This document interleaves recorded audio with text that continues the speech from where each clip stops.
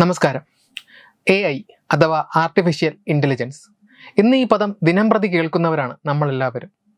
Artificial intelligence എന്ന നിർമ്മിത ബുദ്ധി ഒരേ സമയം ആശങ്കയും ആശ്വാസവുമാവുകയാണ്. നിർമ്മിത ബുദ്ധിയെ അടിമയാക്കി നിർത്തിക്കൊണ്ട് കാര്യക്ഷമതയോടെ ജോലികൾ തീർക്കാമെന്ന് ഒരു വിഭാഗം വാദിക്കുമ്പോൾ മനുഷ്യനെ ഭരിക്കുന്ന ഒന്നായി അത് മാറും എന്ന ആശങ്കയിലാണ് മറുവിഭാഗം. എൻ്റെ വാക്കുകൾ കുറിച്ചിട്ട് കൊള്ളുക. ആർട്ടിഫിഷ്യൽ ഇൻ്റലിജൻസ് മനുഷ്യരാശിക്ക് ആണവായുധത്തേക്കാൾ മാരകമായിരിക്കും. 2022 ടെസ്ല സ്ഥാപകൻ ഇലോൺ മസ്ക് അഭിപ്രായപ്പെട്ടത് ഇങ്ങനെയാണ്: മനുഷ്യകുലത്തെ സ്പർശിക്കുന്ന സമസ്ത മേഖലകളിലും AI സാങ്കേതികവിദ്യ സ്വാധീനം ചെലുത്തുമെന്ന കാര്യത്തിൽ സംശയമില്ല. AI സമൂഹത്തിൻ്റെ പുരോഗതിക്ക് അങ്ങേയറ്റം സഹായകരവുമാണ്. പക്ഷേ ഇതുമൂലം സംഭവിക്കാനിടയുള്ള വിനാശങ്ങളെ കണ്ടില്ലെന്ന് നടിക്കുവാൻ നമുക്ക് കഴിയില്ല എന്നതാണ് വാസ്തവം. അടുത്തിടെ വൈറലായ ഡീപ്പ് ഫേക്ക് വീഡിയോകളും അതിന്മേലുള്ള അറസ്റ്റും AI സാങ്കേതിക വിദ്യയുടെ മോശം വശത്തെക്കുറിച്ച് നമ്മളെ ബോധവാന്മാരാക്കി എന്ന് പറയുന്നതിൽ തെറ്റില്ല. ChatGPT പോലുള്ള ജനറേറ്റീവ് AI സാങ്കേതിക വിദ്യ നമ്മുടെ ജീവിതം ആയാസരഹിതമാക്കുകയും തൊഴിൽക്ഷമത കൂട്ടുകയും ചെയ്യുമെങ്കിലും ഇതിൽ പതിയിരിക്കുന്ന അപകടത്തിൻ്റെ സാധ്യതകൾ പൂർണ്ണമായും ഉൾക്കൊള്ളാൻ നമുക്ക് കഴിഞ്ഞിട്ടില്ല. OpenAI വികസിപ്പിച്ചെടുത്ത ChatGPTയുടെ വരവോടെയാണ് സാധാരണക്കാർ AIയുടെ വിസ്മയകരമായ ലോകം സ്വയം അനുഭവിച്ചറിയാൻ തുടങ്ങിയത്.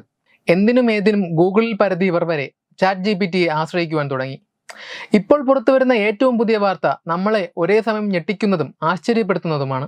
ജപ്പാനിലെ പ്രശസ്തമായ അക്കുതാഗാവ പുരസ്കാരം നേടിയ നോവലിൻ്റെ കുറച്ചു ഭാഗം ചാറ്റ് ബോട്ടിൻ്റെ സൃഷ്ടിയാണെന്ന് എഴുത്തുകാരിയായ റീകുദൻ വെളിപ്പെടുത്തിയിരിക്കുകയാണ്.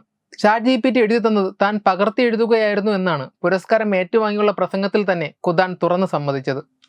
ജീവിതത്തിന്റെ കേന്ദ്രമായി AI മാറിയ ഭാവി ലോകത്തിന്റെ ഭാവനാത്മക കഥ പറയുന്ന ടോക്കിയോ ടവർ ഓഫ് സിമ്പതി എന്ന നോവലിന്റെ 5% ഇങ്ങനെ AI സാങ്കേതിക വിദ്യയിലൂടെ എഴുതിയത്.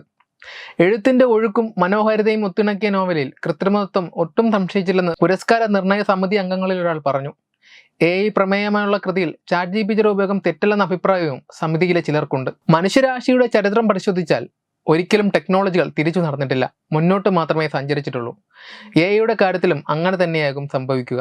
നിലവിൽ AI ആണവായുധത്തേക്കാൾ മാരകമായിട്ടില്ല, പക്ഷേ നാളെ അങ്ങനെയാകില്ലെന്ന് പറയാനുമാകില്ല. കൃത്യമായ നിയന്ത്രണ ചട്ടങ്ങൾ ഇക്കാര്യത്തിൽ ഉണ്ടായിട്ടില്ലെങ്കിൽ പല വിനാശങ്ങളും ഉണ്ടായേക്കാം. മനുഷ്യൻ കൊടുക്കുന്ന ഡേറ്റ വെച്ചാണ് AI അധിഷ്ഠിത സംവിധാനങ്ങൾ പ്രവർത്തിക്കുന്നത്. എത്ര നല്ല ഡേറ്റ നൽകുന്നുവോ അത്രയും നല്ല ഫലം അത് തിരിച്ചു നൽകും. എത്രമാത്രം മോശമായ വിനാശകരമായ കാര്യങ്ങളാണ് നമ്മൾ നൽകുന്നത്, അതുപോലെ തന്നെ വിനാശകരമായ ഫലമാവും AI തിരിച്ചു നൽകുക. ചുരുക്കത്തിൽ നാം ഏറെ ശ്രദ്ധ പുലർത്തേണ്ട ഒരു മേഖല തന്നെയാണ് AI. വെബ് ഡെസ്ക് തത്വമൈ ന്യൂസ്. ദിഗന്ത റിസോർട്ട്, അഹമ്മദാബാദ്, ഗുജറാത്ത്.